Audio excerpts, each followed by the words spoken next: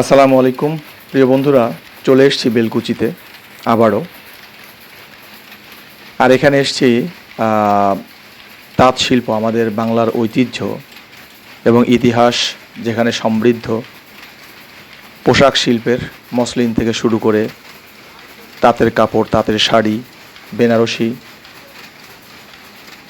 এই যে আমাদের গ্রাম বাংলার ঐতিহ্য, সেই ঐতিহ্যবাহী বেলকুচি উপজেলাতে যেখানে প্রচুর পরিমাণে তাঁত শিল্প রয়েছে। এখানে যেমন হস্তচালিত অর্থাৎ ম্যানুয়াল তাঁত শিল্প রয়েছে, তেমনি এখন কালের বিবর্তনে বৈদ্যুতিক তাঁত শিল্প প্রচলন শুরু হয়েছে ব্যাপক হারে। আর এই বৈদ্যুতিক তাঁত শিল্পের কারণে ম্যানুয়াল যে তাঁত শিল্প সেটা কিন্তু প্রায় বিলুপ্তর পথে। তো প্রিয় বন্ধুরা, আজকে কথা বলবো এই বৈদ্যুতিক তাঁত শিল্পের ব্যাপারে এবং কিভাবে এখানে নানা রকমের, নানা রঙের, নানা ঢঙের এবং ঐতিহ্য গর্জিয়াস, অত্যন্ত গর্জিয়াস ধরনের কাপড় উৎপাদিত হচ্ছে সেটা নিয়ে কথা বলবো। আমার হাতে দেখতে পাচ্ছেন এটাকে মাকু বলে এবং এর ভেতরে যেটা সবুজ সবুজ দেখতে পাচ্ছেন সেটা হচ্ছে ববিন, অর্থাৎ এখানকার ভাষায় যেটাকে নলি বলে। ওই নলিতে সুতা থাকে এবং এই সুতা পরানো অবস্থায় মাকুর মধ্যে দিয়ে দেওয়া হয়। মাকুর মধ্যে একটি বিশেষ জায়গা আছে, একটি কোঠর আছে, যেই কোঠরে এই নলিটাকে দিয়ে দেওয়া হয় এবং এই মাকুটা ওই তাঁতের মাঝখান বরাবর দিয়ে দেওয়া হয় যাতে দুপাশে চাপে ওই যে মাকুটা একবার ওদিকে একবার এদিকে যাচ্ছে।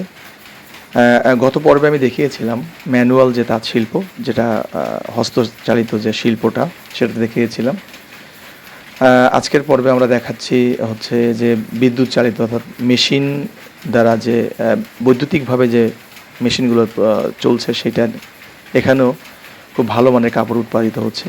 কালের বিবর্তনে এবং বিজ্ঞানের অর্থাৎ প্রযুক্তির উন্নতির কারণে আমরা আসলে সেই ঐতিহ্যবাহী হস্তচালিত অর্থাৎ ম্যানুয়াল যে তাঁত শিল্প সেটাকে হারাতে বসেছি এবং আমরা বৈদ্যুতিক যে শিল্পটা সেটাতে আমরা চলে এসেছি। প্রিয় বন্ধুরা, আমার সাথে একজন কারিগর ভাই আছেন যিনি একাই 5 থেকে 6টা মেশিন দেখেন এবং এই দেখুন কি নিপুণ হাতে এবং অত্যন্ত দক্ষতার সাথে। আমি একটু হেল্প করলাম, আমার হেল্প করতে খুব ভালো লাগলো, কারণ আমি ম্যানুয়াল যে তাঁত শিল্প সেটাতে গিয়েছিলাম। ওনারা যে এতটাই সহজ সরল হয় সেই সাহস নিয়ে এই ভাইটার সাথে আমি এখানে হাত লাগালাম। আমার মনে হচ্ছে যে উনি হয়তো মনে কিছু করবেন, আবার মনে হয়েছে না উনি কিছু মনে করবেন না। আমি যখন ওনাকে হেল্প করতে গেছি উনি খুব হাসি মুখে আমাকে বলেছেন যে খুব একটা দরকার নাই, উনি একাই পারবেন এবং একাই এগুলো করছেন। দেখুন ওই যে কীভাবে আঙ্গুল দিয়ে গুজে গুজে এটাকে একটা পর্যায়ে নিয়ে এসে তারপরে এই মেশিনটাকে হাত দিয়ে টেনে সুইচ অন করে এটাকে কিন্তু ওনারা দিয়ে দেন। অর্থাৎ একজন কারিগর ম্যানুয়াল যে তাঁত শিল্পটা দেখেছেন সেটাতে দেখতে পারবেন যে একজন কারিগর একটা তাঁতকেই কন্ট্রোল করতে পারেন কেবলমাত্র। বাট এই বৈদ্যুতিক চালিত যে তাঁত শিল্প রয়েছে, দেখুন এই যে আঙ্গুল দিয়ে কীভাবে কাজ করছেন। তো এই বৈদ্যুতিক যে তাঁতটা রয়েছে, এই তাঁত একজন কারিগর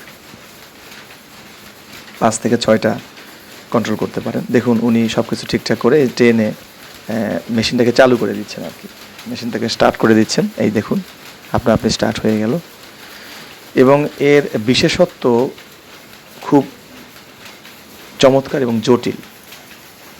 যদি কোনো সুতা ছিঁড়ে যায়, আমি ওনাদের কাছে ওটাই জিজ্ঞেস করতেছিলাম যে সুতা ছিঁড়ে গেলে আপনারা বোঝেন কীভাবে।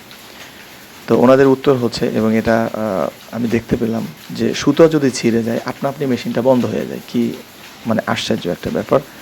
এখানে বিজ্ঞানের কি শৈল্পিক নিদর্শন যে একটি সুতা ছেঁড়ার সাথে সাথে কিন্তু মেশিনটা বন্ধ হয়ে যাবে, আপনি বন্ধ হয়ে যাবে এবং ওই কারিগর টের পাবেন বা বুঝতে পারবেন যে ওনার এই মেশিনটাতে প্রবলেম, সুতা ছিঁড়ে গেছে বা যে কোনো প্রবলেম। তো যাই হোক, তৎক্ষণাৎ উনি এসে এর যে ট্রিটমেন্ট উনি করবেন, নার্সিং করে আবার কিন্তু চালু করে দেবেন। দেখুন এই ভাইটা এই 4-5টা বা 6টা মেশিন কিন্তু একসাথে কন্ট্রোল করছেন।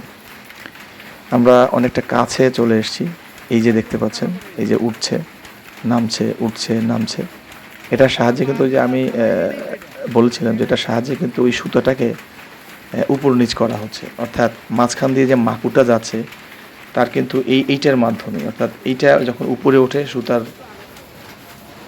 50% সুতাগুলো উপরে ওঠে, তখন মাকু চলে যায়। আর এই যে এটার নাম হচ্ছে ল্যাঙ্গুয়েজ। আমাকে একজন বুঝিয়ে দিচ্ছিলেন যে এটা হচ্ছে ল্যাঙ্গুয়েজ, অর্থাৎ সীসার মতো দেখতে লোহার টুকরা, এগুলোকে সুতাটাকে নিচের দিকে টান করে রাখে, সুতা যেন আপনি একসাথে জড়ো হয়ে না যায়, সেজন্য এইগুলোকে প্রত্যেকটা সুতার সাথে কিন্তু এটাকে বাঁধা। কি আশ্চর্য! মানে এই যে জিনিসগুলো দেখতে পাচ্ছেন, এই ম্যানুয়াল এবং বৈদ্যুতিক মেশিনের মধ্যে অনেকগুলো পার্থক্য দেখলাম। যেটা হচ্ছে যে বৈদ্যুতিক মেশিনগুলোতে যেমন খুব দ্রুত কাজ হয়, তেমনি অনেকগুলো উপকরণের কিন্তু প্রয়োজন হয়। এই যে এই আঙ্কেলের কাছে আমি শুনতে পারলাম যে সুতা ছিঁড়ে গেলে আপনি মেশিনটা বন্ধ হয়ে যায়, যেটা আমি একটু আগেই আপনাদের বলেছি। তো প্রত্যেকে এনারা দক্ষ, যার যার কাজে অত্যন্ত দক্ষ, এবং এই শিল্পের ধারে কাছে আপনি না আসলে আপনি বুঝতে পারবেন না এখানে বিজ্ঞানের কতটা প্রয়োগ করা হয়েছে, এবং তথ্য তাত্ত্বিক, অর্থাৎ আমরা যে বৈজ্ঞানিক প্রয়োগ, জ্ঞানের যে প্রয়োগ, সেই প্রয়োগটা কিন্তু এখানে সুচারুরূপে দেখতে পাই, এবং অত্যন্ত দক্ষতার সাথে কিন্তু ওনারা কাজ করছেন। এটা হচ্ছে মোম, আমি ওখানে দেখিয়েছিলাম গত পর্বে একটি সাদা মোম। এটা কিন্তু একটু কালার মোম, অর্থাৎ একটু হলুদ টাইপ কালার চলে আসে। এই যে বিভিন্ন রং, বিভিন্ন কালারের সুতা দেখতে পাচ্ছেন, অর্থাৎ এই যে রোল, আমি এটাকে বলেছিলাম তেনা, ওনাদের ভাষায় তেনা ওঠানো বলে। এই যে তেনা, অর্থাৎ এই রোলটাকে ওনারা তেনা বলেন। একটা রোলে কিন্তু অনেকগুলো কাপড়ের সুতো থাকে। এই যে রোলগুলো আস্তে আস্তে ঘুরছে এবং ওই পাশ থেকে কিন্তু কাপড় তৈরি হচ্ছে। তো যাই হোক, একটা রোলে বা একটা তেনায় অনেকগুলো কাপড় থাকে, সেজন্য এটা কিন্তু খুবই গুরুত্বপূর্ণ। এবং আমরা আমাদের কাপড়গুলো ব্যবহার করার সময় দেখি যে কোনো একটা কাপড়ের কোনো একটা জায়গায় ফেঁসে গেছে, অর্থাৎ একটু ফাঁকা ফাঁকা, অর্থাৎ সুতা কিছু কম আছে, তার মানেই হচ্ছে ওইখানে কারিগর একটু ভুলবশত অথবা ওনার অসচেতনতার কারণে সুতা ছিঁড়ে যাওয়ার পরও মেশিন খানিক সময় এটাকে চলেছে, অর্থাৎ রিপেয়ার করতে পারে নাই। তো সেই জন্য এই সমস্যা হয়, অর্থাৎ রিজেক্ট হয়ে যায় কাপড়। তো যাই হোক, একজন কারিগরকে কিন্তু সচেতন থাকতে হয়। এই যে দেখতে পাচ্ছেন, এটা কিন্তু নলি, এই নলির মাধ্যমেই কিন্তু এই কাপড়ের বুনন হয়। আর এভাবেই কিন্তু আমরা পেয়ে যাচ্ছি এই হরেক রকমের, নানা রঙের, নানা ঢঙের এবং অত্যন্ত গর্জিয়াস আমাদের গ্রাম বাংলার ঐতিহ্য মেয়েদের তাঁতের শাড়ি। ধন্যবাদ প্রিয় দর্শক, আগামী পর্বে দেখা হবে।